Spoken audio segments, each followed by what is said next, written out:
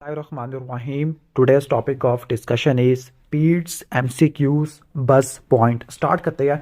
पहला है von विलिब्रेन disease. Von विलिब्रेन disease की हिस्ट्री में आपको ये मिलेगा कि लाइक एक पेशेंट है जिसने अभी कोई रिसेंट सर्जरी कराई है या कोई दांत निकलवाया है, उसके बाद ब्लीडिंग रुक ही नहीं रही या फीमेल में मेनोरेजिया देखने को मिल रहा है। अब वॉन विलिब्रेन डिजीज़ के केस में ब्लीडिंग टाइम भी ज़्यादा होता है और जो वॉन विलिब्रेन फैक्टर होता है ये फैक्टर 8 को स्टेबलाइज करता होता है, जिसकी वजह से आपको एपीटीटी टाइम भी ज़्यादा देखने को मिलेगा। तो अगर ब्लीडिंग टाइम ज़्यादा है और एपीटीटी टाइम भी ज़्यादा है लेकिन नॉर्मल पीटी है तो ये क्या होता है, वॉन विलिब्रेन डिजीज़ होता है। नेक्स्ट है congestive heart failure in VSD. VSD क्या है, लेफ्ट टू राइट शंट होता है। ईएसटी वीएसटी पीडी है, ये लेफ्ट टू राइट शंट होता है, जिनको एसाइनोटिक हार्ट डिजीज कहते हैं। इस केस में हार्ट फेलियर आपको 6 से लेकर 8 हफ्तों पर देखने को मिलता होता है। नेक्स्ट है tetralogy of Fallot. Tetralogy of Fallot क्या है, ये राइट टू लेफ्ट शंट होता है। इनको क्या बोलते होते हैं, साइनोटिक हार्ट डिजीज है। अब इन साइनोटिक हार्ट डिजीज के 5 टी होते हैं। टेट्रोलॉजी ऑफ फैलेट आता है, ट्राइकस्पिड एट्रेजिया होता है, total anomalous pulmonary venous return है, परसिस्टेंट ट्रंकस आर्टरियोसिस और टीजी है, ट्रांसपोजिशन ऑफ ग्रेट आर्टरीज है। और टेट्रोलॉजी ऑफ फैलेट में आपको टेट स्पेल्स आपको देखने को मिलते हैं जो कि हाइपोक्सिया और साइनोसिस एसोसिएटेड होते हैं। इनको प्रोक्सिस्मल हाइपरसाइनोटिक अटैक या टेट स्पेल्स कहते होते हैं। मैट्रल रिगर्जिटेशन में पैनसिस्टोलिक मरमर होता है, अपेक्स पे होता है जो कि एक्सिला पे रेडिएट करता है। मैट्रल स्टेनोसिस में S1 लाउड होती है, मिड डायस्टोलिक मरमर होता है और मैट्रल स्टेनोसिस की वजह से पल्मोनरी हाइपरटेंशन हो जाएगी, पल्मोनरी एडीमा होगा, पल्मोनरी हाइपरटेंशन हो जाएगी, जिसकी वजह से राइट वेंट्रिकल की हाइपरट्रॉफी हो जाएगी। जब राइट वेंट्रिकल की हाइपरट्रॉफी होगी तो आपको लेफ्ट पैरास्टर्नल हीफ मिलेगी। चाइल्ड जिसको कफ है, सब कंजक्टाइवल हैमरेज है और रेस्टलेसनेस है। सब कंजक्टाइवल हैमरेज और कफ, और ऐसा होता है कि पोस्ट ट्यूसिव वॉमिटिंग भी देखने को मिलती है, तो वो पर्ट्यूसिस में होती है। इसके बाद डिफ्थीरिया में जो मेम्ब्रेन होती है, सूडो मेम्ब्रेन होती है, टाइटली एडहेरेंट होती है। जब रिमूव करेंगे तो आपको ब्लीडिंग देखने को मिलेगी। Chloride content of ORS. ORS में जो क्लोराइड होता है, क्लोराइड वो 80 होता है। कितना होता है, 80 होता है। क्लियर। इसके बाद नेक्स्ट आ जाती है 12 ईयर ओल्ड बॉय जिसको हिमेटोमेसिस है, वायरसिस है लेकिन कोई हिपैटोमेगैली नहीं है लेकिन स्प्लीनोमेगैली है। डेट मीन्स ये पोर्टल हाइपरटेंशन है, इसोफेजियल वायरसिस ब्लीड कर रही है। Gold standard for extra hepatic biliary atresia तो हिडा स्कैन कराना है, hepatobiliary amino diacetic acid scan है। पिरिडॉक्सिन विटामिन B6 की डेफिशिएंसी की वजह से न्यूनेटल सीजर्स देखने को मिलते हैं। जो न्यूनेटल सीजर होते हैं ग्लूकोज के कम होने की वजह से भी होते हैं और हाइपोकैल्सीमिया की वजह से भी देखने को मिलते होते हैं। क्लियर। और ड्रग कौन सी होती है, फिनोबार्बिटल होती है। और जो मोस्ट कॉमन जो सीजर होती है वो सेटल सीजर होते हैं। Cerebral palsy non progressive neuronal disorder होता है। नेक्स्ट है screening for Duchenne muscular dystrophy तो केराटिन फॉस्फोकाइनेज के अलावा कराते होते हैं। पोलियो में जो आपके इंटीरियर हॉर्न सेल्स है स्पाइनल कॉर्ड के, उनकी डीजेनरेशन देखने को मिलती है। क्लियर। फीवर है, कफ है, कोराइजा है, कंजंक्टिवाइटिस है। उसके बाद मैक्यूलोपैपुलर रैश आपको देखने को मिल रहा है। ओके, ये पॉइंट था किसके लिए, मीजल्स के लिए, लेकिन इसने आगे पोस्ट ओरिकुलर और पोस्टीरियर सर्वाइकल लिम्फेडिनोपैथी है। अगर ये आ गया तो आई थिंक ये मीजल्स नहीं होगा, ये रुबेला होगा। वैक्सीनेटेड हेपेटाइटिस बी है जिसमें आपको सरफेस एंटीबॉडी देखने को मिलती है। डेंगू हेमरेजिक फीवर में हेमाटोक्रेट ज़्यादा होता है, थ्रोम्बोसाइटोपिनिया और ल्यूकोपिनिया देखने को मिलता है। इन्फेंट ऑफ डायबिटिक मदर है, उसमें क्या होगा, उसमें आपको हाइपोग्लाइसीमिया होता है, उसकी वजह से सीजर्स डेवलप हो जाते हैं। पेरीनेटल पीरियड 28 वीक से लेकर 7 डेज तक जाता होता है। डेवलपमेंटल डिले है, कॉन्स्टिपेशन है, कोर्स फेस है, वाइट इंटीरियर फोंटिनेली है, डिस्टेंडेड एब्डोमेन है, अम्बलाइकल हर्निया है, तो ये हाइपोथायराइडिज्म है। T4 TSH के लेवल आपने कराना होता है। डायबिटिक्स इंसिपिडस में क्या होगा, यूरिन की ऑस्मोलैलिटी कम देखने को मिलेगी क्योंकि सारा का सारा पानी यूरिन के अंदर जा रहा है और प्लाज्मा की ऑस्मोलैलिटी ज़्यादा हो जाएगी। Ataxia, slurred speech, recurrent respiratory track infection है, टाइनी स्पाइडर वेन्स है नेक और आइस पर, तो ये एटेक्सिया टेलेंजेक्टेसिया होता है। अगर फादर और मदर दोनों थैलेसीमिया की कैरियर्स है तो 25% चांस होता है थैलेसीमिया न्यूबॉर्न होने का। क्लियर। और ये जो थैलेसीमिया है ना, ऑटोसोमल रिसेसिव होता है। क्लियर, ऑलमोस्ट ये हो जाएगा। Decrease vitamin D. Okay, decrease vitamin D है तो जब विटामिन डी कम है तो फॉस्फेट की और कैल्शियम की एक्सक्रीशन ज़्यादा हो जाएगी रीनल ट्यूब्यूल से। Daily protein requirement in children, तो प्रोटीन की रिक्वायरमेंट कितनी होती है, 2 मिलीग्राम पर केजी होती है, इसको रट्टा मार लेना। हाइपोकलीमिया तो उसकी वजह से मसल वीकनेस होती है। बॉडी वेट गेन 1 साल पे आपको 3 गुना देखने को मिलता है। बर्थ के टाइम पर 3.5 होता है, मल्टीप्लाई करो 3 से तो ऑलमोस्ट आंसर 10 के करीब आ जाएगा, 10 कर लो। और birth weight by the end of 6 month, यानी जो बच्चा होता है अपने वजन को डबल कर लेता है 6 मंथ पर, यानी 7 kg का हो जाता है, और ट्रिपल कर लेता है 1 साल पर। इसके बाद है डाइजॉर सिंड्रोम। कैच 22 आपको देखने को मिलता है। डाइजॉर सिंड्रोम में हाइपोकैल्सीमिया होता है, न्यूनेटल टेटिनी देखने को मिलती है। कैच 22 होता है। सी से सीवियस एब्नॉर्मैलिटीज, ए से एबनॉर्मल फेसेस, टी से थाइमिक हाइपोप्लेजिया, सी से क्लेफ्ट पैलेट है, एच से हाइपोकैल्सीमिया और 22 क्रोमोसोम की डिलीशन है, या आपका डाइजॉर्ज सिंड्रोम आ जाएगा। इसके बाद most common seizure in newborn तो वो सटल सीजर होते हैं, no tonic clonic seizure, neonates में कोई टॉनिक क्लोनिक सीजर नहीं होते। फुल टर्म बेबी वेट कितना होता है, अगर बेबी वेट 2 kg हो तो उसको small for gestational age level करते होते हैं, SGA लेवल करते होते हैं, लेस देन 10 परसेंटाइल। क्लियर। इसके बाद नेक्स्ट हम आगे आ जाते हैं फ्लूइड, सॉरी फुल रिक्वायरमेंट लिखा हुआ है, वैसे फ्लूइड रिक्वायरमेंट आना चाहिए था। प्री मैच्योर बेबी में फर्स्ट स्टेप पे जो फ्लूइड की रिक्वायरमेंट है, अच्छा मैं फुल ऊपर वाला पढ़ लिया था। Fluid requirement pre mature baby में 60 to 80 मिलीलीटर पर kg पर डे होती है, जबकि क्लोराइड ORS में 80 था, ऊपर बताया था। हेल्दी 3 day ओल्ड इन्फेंट है, उसको जॉन्डस डेवलप हो गया है, माँ O पॉजिटिव है, बेबी A पॉजिटिव है। अब तीसरे दिन पे जॉन्डस हो रहा है तो वो क्या होता है, फिजियोलॉजिकल होता है। 24 घंटों के बाद जो जॉन्डस होता है ना, वो यूजुअली फिजियोलॉजिकल होता है, जो 24 घंटों के अंदर ही स्टार्ट हो जाता है वो पैथोलॉजिकल होता है। एक्सचेंज ट्रांसफ्यूजन जब इंडिकेटेड होती है, जब बिलिरुबिन 20 मिलीग्राम पर डेसीलीटर से ज़्यादा देखने को मिलता होता है। एक्सचेंज ट्रांसफ्यूजन कब करते होते हैं, जॉन्डस के केस में हिमोलिटिक एनीमिया हो गया, एरिथ्रोब्लास्टोसिस फेटालिस हो गया, इस केस में आपने एक्सचेंज ट्रांसफ्यूजन करनी होती है। ठीक हो गया। और जब भी आपको न्यूनेटल जॉन्डस होता है या जॉन्डस न्यूनाटोरम होता है, आपने 3P देने होते हैं, फोटोथेरापी, ओके। इसके अलावा आपने क्या देना होता है, प्लाज्मा एक्सचेंज है, और फार्माकोलॉजी लाइक आपने फिनोबार्बिटल आपने देनी होती है। सही हो गया। तो 20 से अगर ऊपर हो तो इस केस में आपने क्या देनी है, आपने एक्सचेंज ट्रांसफ्यूजन प्रेफर करनी होती है। अगर HB10 से कम हो इस केस में भी करते होते हैं। क्लियर। इसके बाद नेक्स्ट है कि कुशिंग डिजीज़ में क्या होता है, पिट्यूटरी एडिनोमा होता है, कंजक्टिवल कंजेशन है, क्रैक्ड फिशर्ड लिप है, reddening and oedema of palm and sole है। तो ये क्राइटेरिया कौन सा है, ये कावासाकी है। ओके, कावासाकी में क्या बताया था मैंने, फीवर 5 दिन के लिए देखने को मिलता है, और फिर आप रट्टा मार सकते हो क्रैश से या क्रीम से, जिस मर्जी से आपको याद रहे। ठीक है, ओके। आप क्रीम से भी रट्टा मार सकते हो, क्रैश से भी रट्टा मार सकते हैं, दोनों का मतलब यही है। क्रीम में क्या होता है, कंजंक्टिवाइटिस होता है, नॉन पुरुलेंट बायलैटरल एक्सुडेटिव होता है, नॉन एक्सुडेटिव कंजंक्टिवाइटिस होता है, आर से रैश होता है, मैक्युलोपैपुलर रैश होता है, ई से आपको एडिमा देखने को मिलता होता है, एडिमा और एरिथेमा पाम एंड सोल्स का। ए से आपको एटिनोपैथी देखने को मिलती है, सर्वाइकल लिम्फेडिनोपैथी होती है, नॉन सुपरेटिव होती है। और एम से आपको क्या मिलेगा, ओके, एम से आपको म्यूकोजल चेंजेस देखने को मिलेगी, लाइक स्ट्रॉबेरी टंग देखने को मिलेगा। ये कावासाकी होता है। और कावासाकी का ट्रीटमेंट क्या होता है, कावासाकी का ट्रीटमेंट होता है IVIG, और आपने एस्पिरिन देनी होती है, स्टेरॉइड यूज़ नहीं करते होते यूजुअली। और इसकी कॉम्प्लिकेशन क्या होती है, कोरोनरी आर्टरी एनेरिज्म हो सकती है। 9th मंथ ओल्ड बेबी है, उसको पैलर और मैक्रोसाइटोसिस है, मैक्रोसाइटोसिस है, that means folate acid deficiency, megaloblastic हो सकता है। 3 साल का बॉय है, एनीमिया है, स्कल एक्सरे पे आपको हेयर ऑन एंड अपेयरेंस है। तो ये थैलासीमिया में और सिकल सेल एनीमिया में दोनों में देखने को मिलती है। सिकल सेल एनीमिया में ग्लूटामेट होता है, वो वेलिन से रिप्लेस हो जाता है at the beta chain of haemoglobin A। लुबार नमूनिया इन 3 year ओल्ड चाइल्ड है। अच्छा, नमूनिया की कॉजेज पूछ रहे हैं, ओके। नमूनिया के कॉजेज होते हैं एज वाइज, आपने पढ़ लेने हैं, ओके। सही हो गया। लाइक एज वाइज अगर हम बात करें तो पहले तो आपने न्यू नेट में डिवाइड करना है। ठीक है, अब न्यू नेट में जो मोस्ट कॉमन काज होता है निमोनिया, मेनिंजाइटिस और सेप्सिस, निमोनिया, मेनिंजाइटिस और सेप्सिस, और ग्रुप बी स्ट्रेप्टोकोकस की वजह से होती है। ठीक हो गया, क्लियर। यानी अगर लेस देन 1 मंथ है 28 डेज में न्यू नेट में ग्रुप बी स्ट्रेप्टोकोकस और ई कोलाई होता है। इसके अलावा आप 1 महीनों से लेकर 5 साल तक होता है वो स्ट्रेप्टोकोकस निमोनिया ही मोस्ट कॉमन काज होता है। ठीक हो गया। इसके अलावा स्टाफोरियस भी होता है और एच इन्फ्लुएंजा भी होता है। और अगर 6 साल से ऊपर है तो माइकोप्लाज्मा निमोनिया मोस्ट कॉमन होता है। Clear, okay. वो जो मोस्ट कॉमन बैक्टीरिया होता है वो स्ट्रेप्टोकोकस निमोनिया ही, ऑलमोस्ट वही सेम आ जाएगा। फोटोथेरेपी क्या करती है, अनकंजुगेटेड हाइपरबिलिरुबिनेमिया को तोड़ देती है, ये आइसोमेराइजेशन करवा देती है, बिलिरुबिन को लैमिरुबिन में कन्वर्ट कर देती है, वो यूरिन के अंदर एक्सक्रीट हो जाएगा। कॉन्स्टिट्यूशनल ग्रोथ डिले के अंदर क्या होता है, बोन एज क्या होती है, ओके, यानी बोन एज क्या होती है, क्रोनोलॉजिकल एज से कम हो जाती है। Most common cause of congenital hypothyroidism तो डिसहार्मोनोजेनेसिस या डिसजेनेसिस की वजह से देखने को मिलता है।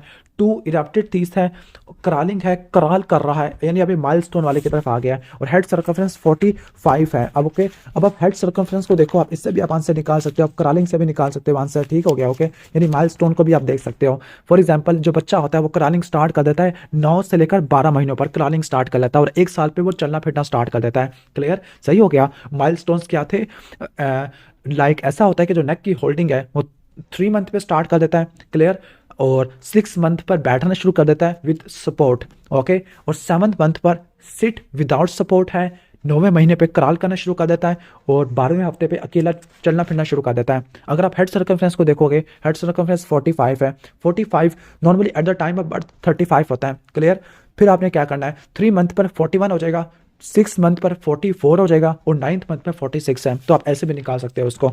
मोस्ट कॉमन काज ये तो हो गया। और 2 ईयर ओल्ड बॉय है, उसको फीवर है और सीजर्स है। 6 महीनों से लेकर 5 साल वालों में जो मोस्ट कॉमन काज और सीजर होता है वो फिब्राइल सीजर होता है और सेम एपिसोड हो रही है।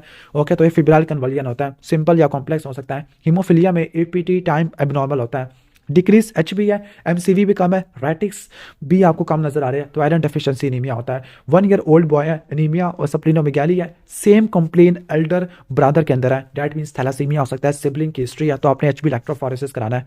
अब थैलासीमिया में जो मेन एम होता है एचबी को आपने 9 ग्राम से ऊपर रखना होता है। रिकेट्स के केस में आप एक्सरे लोगे रिस्ट का for the ends of long bone. अब सेरिब्रल पाल्सी में मोटर और मूवमेंट दोनों अफेक्टेड होती है। जब इंक्रीज आईसीपी होगा तो फोकल न्यूरोलॉजिकल डेफिसिट होता है, ऑप्टिक डिस्क का एडीमा देखने को मिलता है, ब्लरिंग देखने को मिलती है। अगर आपको सस्पेक्टेड है पेटेंट माल एपिलेप्सी या एब्सेंस सीजर है तो आप इलेक्ट्रोएन्सेफलोग्राफी कराओगे, स्पाइक एंड वेव पैटर्न देखने को मिलेगा। 3 हर्ट्ज की फ्रीक्वेंसी रट्टा मारनी है। कब फॉर 2 वीक्स 2 हफ्ते से खांसी है, फेस सुर्ख हो गया है और इंस्पायरेटरी साउंड है, बार्किंग कफ है, सब कंजक्टाइवल हैमरेज है, पोस्ट ट्यूसिव वॉमिटिंग है, तो ये परट्यूसिस में देखने को मिलता है। जॉन्डस सिंस बर्थ है, क्ले कलर्ड स्टूल है, 2 सेंटीमीटर लार्ज लीवर है, सप्लीनोमेगाली सप्लीन पाल्पेबल नहीं है और कॉन्जुगेटेड है, तो ये बिलियरी एट्रेजिया होता है। हेपेटाइटिस ए कंफर्म है तो आपने आईजीएम का लेवल कराना होता है।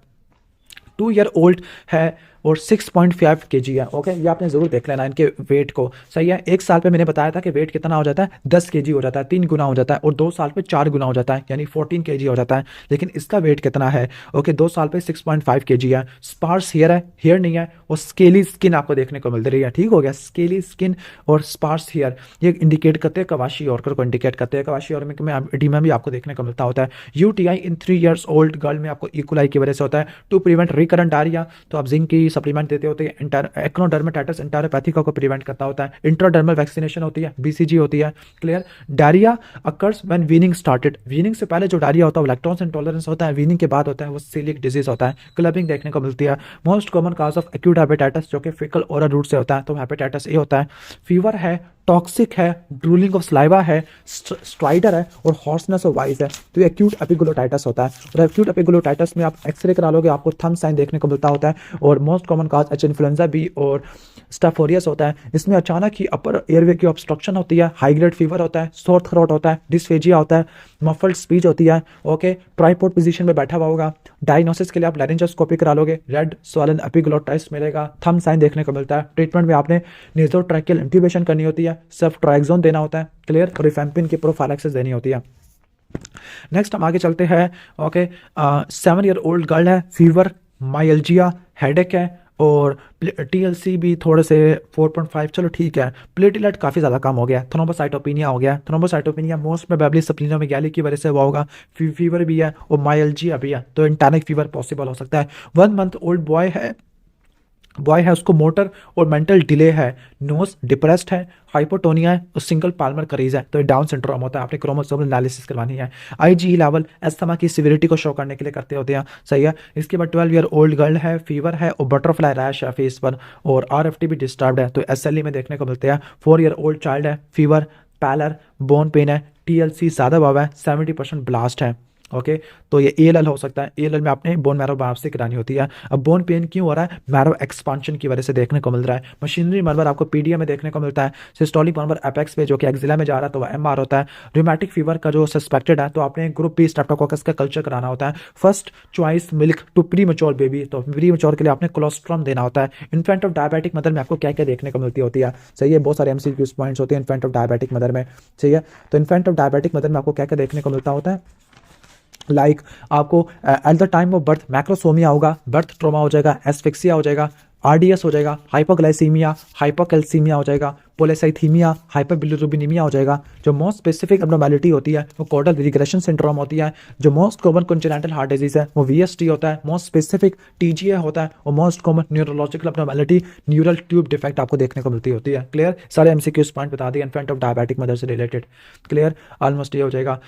ओके, इसके बाद नेक्स्ट आ जाते हैं most common complication of chicken pox. और सेकेंडरी स्किन इन्फेक्शन होता है इचिंग की वजह से, जबकि मीजल्स की वजह से ओटाइटिस मीडिया होता है, और काज ऑफ डेथ निमोनिया की वजह से होता है। और जो लेट कॉम्प्लिकेशन है वो सब acute sclerosing panencephalitis होता है, ठीक है। इसके बाद इन्फेंट ऑफ डायबिटिक मदर में हाइपोग्लाइसीमिया होगा, हाइपरबिलिरुबिनेमिया, हाइपोपोलिसाइथीमिया भी हो जाएगा। क्लियर। इसके बाद है most common long term complication of Henoch Schonlein purpura, HSP में पाल्पेबल परपरा था और नफ्राइटस होता है, ग्लोमेरुलर नफ्राइटस हो सकता है। आईजीई बढ़ती है ट्रांसफ्यूजन रिएक्शन में, इसके अलावा सार्कोइडोसिस में भी बढ़ती है और एनाफाइलैक्सिस में तो बढ़ती है। हाइपोकैल्सीमिया आपको डाइजॉस सिंड्रोम में देखने को मिलता है, पीटीएच नहीं बनते, थाइमिक एप्लीजिया देखने को मिलता होता है, trisomy 21 okay.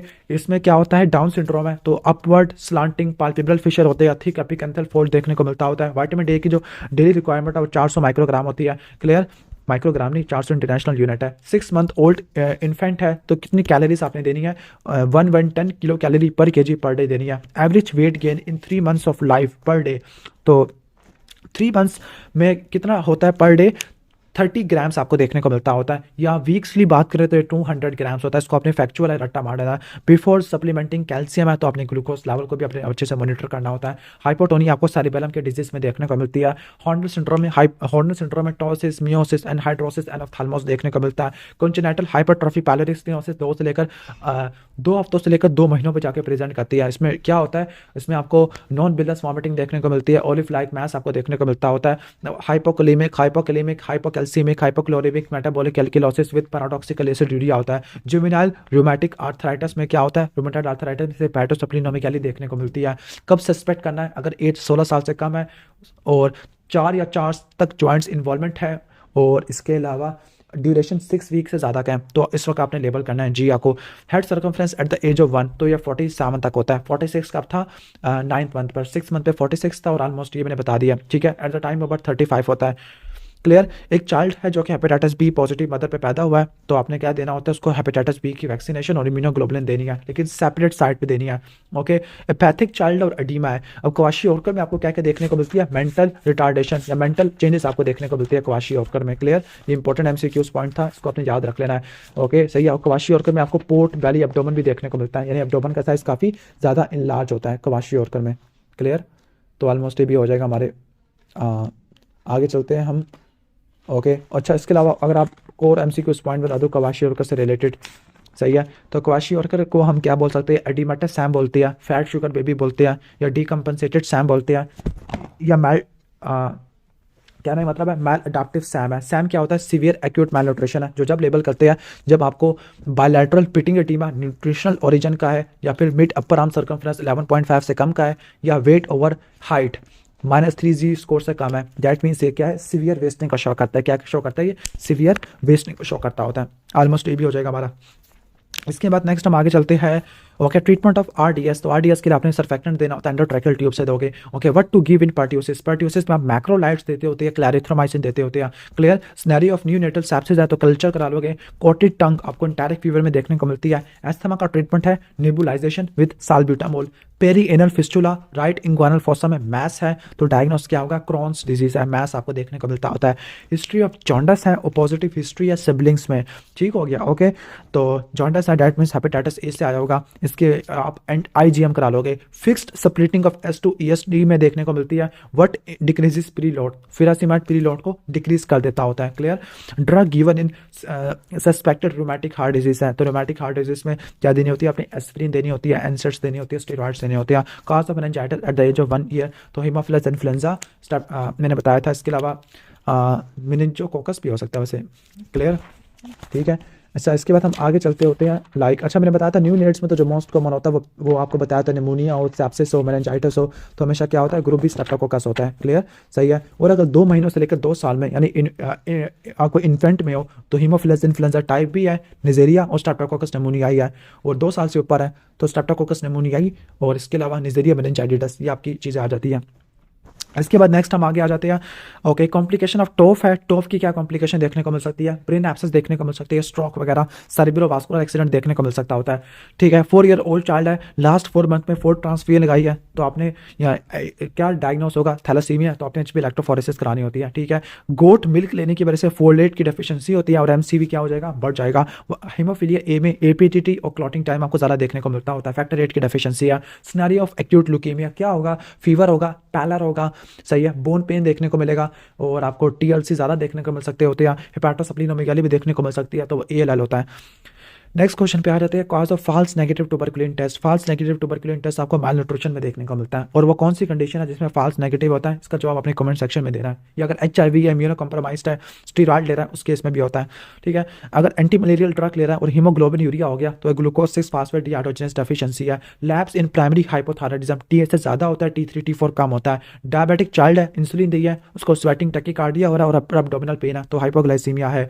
What to test in photosensitivity, photosensitivity indicate करती है कि कोई ऑटोइम्यून डिजीज है, और पॉजिटिव हिमोलाइटिक एनीमिया भी है, तो आपने ENA करवाना होता है SLE को रूल आउट करने के लिए। टर्नर सिंड्रोम में शॉर्ट स्ट्रक्चर होता है, नेफ्रोटिक सिंड्रोम में हाइपरकोलेस्ट्रोलीमिया होता है, हाइपोथायराइडिज्म में भी हाइपरकोलेस्ट्रोलीमिया होता है, हाइपरथायराइडिज्म में हाइपोकोलेस्ट्रोलीमिया होता है। इसके बाद नेक्स्ट है कि रोड साइड एक्सीडेंट हुआ है और सीजर कन्वलियन लॉक जा हो गया तो टेटनस का सिनेरियो है। सिलिक डिजीज में आपने वीट, बार्ली, राई, ओट, वीट को आपने एक्सक्लूड करना होता है। पैरासीटामोल पॉइजनिंग में एक्यूट लिवर फेलियर हो जाता है। हेपेटिक एंसेफेलोपैथी में अमोनिया की एक्यूमुलेशन देखने को मिलती है। सीवियर कंबाइंड इम्यूनोडेफिशिएंसी सिंड्रोम में B और T सेल की डेफिशिएंसी होती है। जॉन्डिस आफ्टर 20 डेज और क्ले कलर्ड स्टूल है, दैट मींस ऑब्स्ट्रक्टिव जॉन्डिस है तो बिलियरी एट्रेसिया देखने को मिलेगा। ड्रूलिंग और सलाइवा है और फीडिंग के बाद रिस्पिरेटरी डिस्ट्रेस हो गया तो ये ट्रैकियो एसोफेगल फिस्टुला शो करता होता है। क्लियर, सही हो गया, सही है। ड्रूलिंग, सलाइवा और रिस्पिरेटरी डिस्ट्रेस आफ्टर फीडिंग है। अगर फीडिंग ना होता तो हम वो लगा के आ जाते, कहने का मतलब एक्यूट एपिग्लोटाइटिस है।